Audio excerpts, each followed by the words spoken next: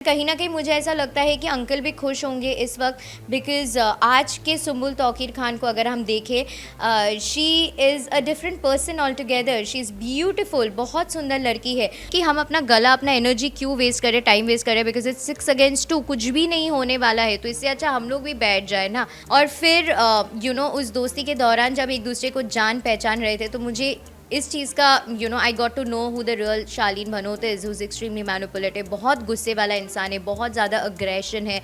तो लोग मुझे गलत पोर्ट्रे में उतर आते थे कि अच्छा ये ऐसी है, दोस्त नहीं है, ऐसे बात कर रही है, बट नहीं, I was just speaking the truth and I was just standing up for the right things, जिसमें मैं और प्रियंका दोनों ही गलत दिखते थे।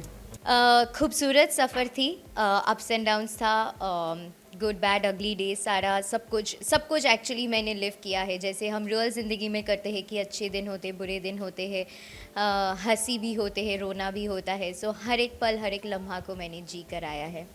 आई नो, मैं अभी रील शूट कर रही थी, वहाँ पे भी लोग बोल रहे थे, एंड अभी मैं लिफ्ट में भी आई बम्प इनटू फ्यू पीपल, वहाँ पे भी लोग बोल रहे थे कि वी आर सो डिसअपॉइंटेड, आप बाहर आ गए, आप एविक्टेड हो गए, we were seeing you as one of the finalist, so लोग बहुत ज़्यादा अपसेट और डिसअपॉइंटेड है। बट मैं यही कहना चाहूँगी कि आई एम सॉरी, बट मैंने अपना 200% दिया था, तो आई थिंक कहीं शायद मेरी थोड़ी सी भूल चूक हो गई या कहीं पे मैं चूक गई, बट डेफिनेटली आई प्रॉमिस कि मैं हमेशा आप सबको एंटरटेन करती रहूँगी। सर्वाइव तो सारे चैलेंजेस मैंने किए हैं, शुरुआत से डे वन से मैंने हर एक चैलेंज को सर्वाइव किया है, एंड मैं यही मानती हूँ कि मैं एक सर्वाइवर हूँ। आसान नहीं होता है इस चीज़ को सर्वाइव करना, बट रास्ता हमेशा बहुत रोज़ी नहीं होता है। तो डेफिनेटली बहुत मेहनत थी, बहुत अप्स एंड डाउन्स थे, but I was there, I did it. बहुत ज़्यादा मुश्किल हो गया था because it was not easy. एक तो मैं वो चीज़ बोल रही थी जो आपका वहाँ पे ऑब्जर्वेशन होता है, या कुछ चीज़ें आप देखते हैं, किसी के एक्शंस के बारे में आपको लगता है तो आप कमेंट करते हैं। तो उसमें आई डोंट थिंक सो कुछ गलत किया था मैंने, बिकॉज़ ये शो ही ऐसा है जहाँ पे आप सिर्फ एक ही चीज़ कर सकते हैं कि शो में आप सिर्फ बोल ही सकते हैं, आप इसके अलावा और कुछ कर नहीं सकते। सो ये शो बोलने का शो है, और आपको पूरी हक होती है कि आपको जो लगे, या आपको जो फील हो, या आपको जो महसूस हो, उस चीज़ के लिए आप बोले। एंड कहीं ना कहीं मुझे ऐसा लगता है कि अंकल भी खुश होंगे इस वक्त बिकॉज़ आज के सुंबुल तौकीर खान को अगर हम देखें, she is a different person all together. She is beautiful, बहुत सुंदर लड़की है, और आज जिस तरह से वो खुल के बाहर आई है, वो सुंबुल पहले ऐसी नहीं थी। सो अगर ये चीज़ हुआ भी है, आई थिंक उसके हित में हुआ है, and it has benefited her in the long run, because वो एक दोस्त के सहारे वो शो को जी रही थी, जो दोस्त उसको इतना डोमिनेट करता था। इवेंचुअली हमने सब ने देखा है जिस तरह से वो बोलता था कि तुम आज यहाँ पे खड़ी हो तो मेरी वजह से खड़ी हो, मैंने तुमको बनाया है। नहीं, किसी ने किसी को नहीं बनाया है, सुंबुल तौकीर खान खुद ही सुंबुल थी, और अपने बदौलत उस शो में आई है, और उसने अपने आप को बनाया है, ना ही किसी तीसरे इंसान ने उसको बनाया है। और आज जिस सुंबुल को हमको देखने को मिल रहा है, शायद वो नहीं मिलता।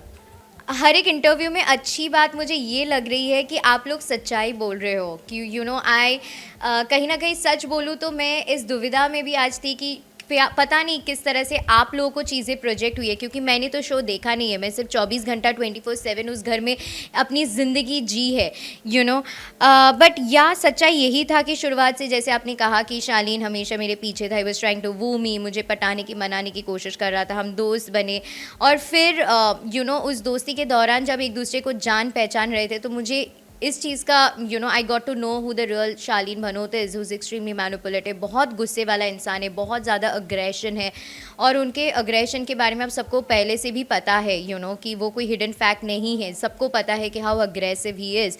मतलब टू दैट एक्सटेंट वो एक बार मानने पे भी आ गया था, शो के अंदर इतने सारे कैमरास के अंदर चीज़ें फेंकना, तोड़ देना, अग्रेशन दिखाना, गुस्से में टेबल चेयर को धक्का मार देना। जब सुमुल वाले डैड का इंसिडेंट भी हुआ था, तभी भी उसने जिस तरह से टेबल को लात मारा था, चीज़ों को लात मारा था।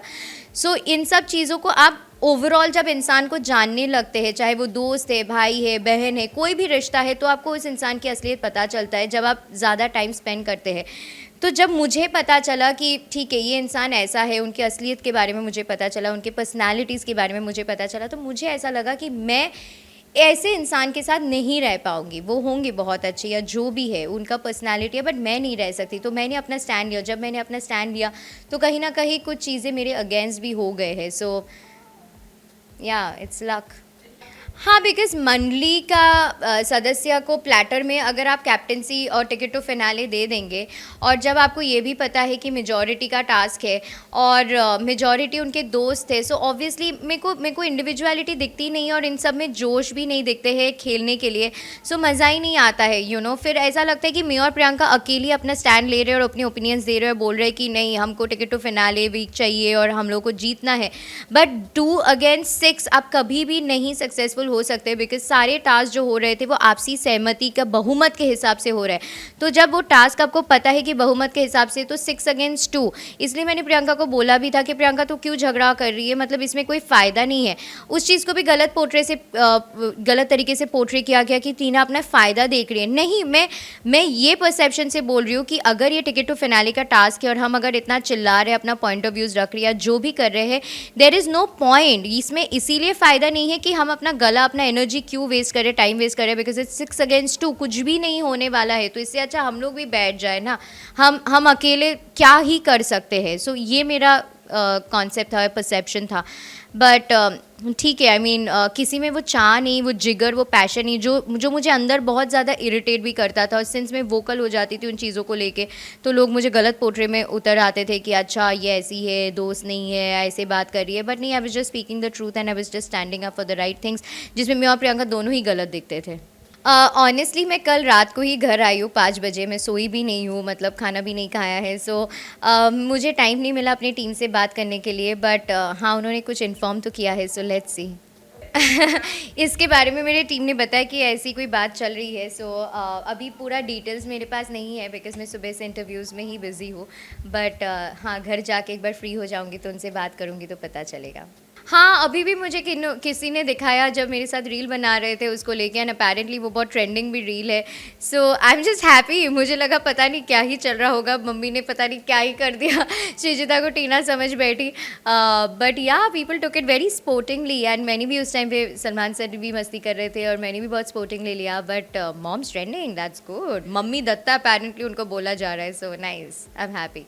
फैंस का बहुत ज़्यादा प्यार मिला, इतना प्यार मिला कि I can't be more grateful. उन्होंने इतना प्यार दिया, unconditional love, without anything, without any expectations. किसी फ़ैन ने, अभी मुझे पता चला कि यहाँ से लेकर यहाँ तक उन्होंने बिग बॉस देखने के बाद टीना दत्ता का परमानेंट टैटू बना लिया। आई मीन वो देख के मेरे आंसू आ गए थे कि कैसे, एंड इट इज़ रियल, मतलब पूरा वीडियो डाला है, स्टैटिक पिक्चर्स डाला है यहाँ से यहाँ तक, और लाइफ टाइम वो टैटू रखना किसी के लिए, मतलब कौन करते हैं यार आजकल के ज़माने में। So it is a blessing. मतलब मैं इतने दिल से शुक्रगुजार होना, मतलब मैं ये कैमरे में बोलने के लिए, उनको बोलने के लिए नहीं बोल सकती हूँ। आई जस्ट विश कि I could just hug them and I can meet them और एक हग करके बोलूँ कि hey guys, thank you so much, thank you for being there. Because जब मैं अंदर थी मुझे इस चीज़ का वैल्यू हुआ, रियलाइजेशन हुआ कि जब मैं लो थी या मेरे लिए कोई कुछ करता था, वो छोटी सी एक चीज़, एक केयर, एक इतना सा भी प्यार मेरे लिए कितना मायने रखता था। और ऐसा तभी होता था कि जस्ट हक करके बोलूँ कि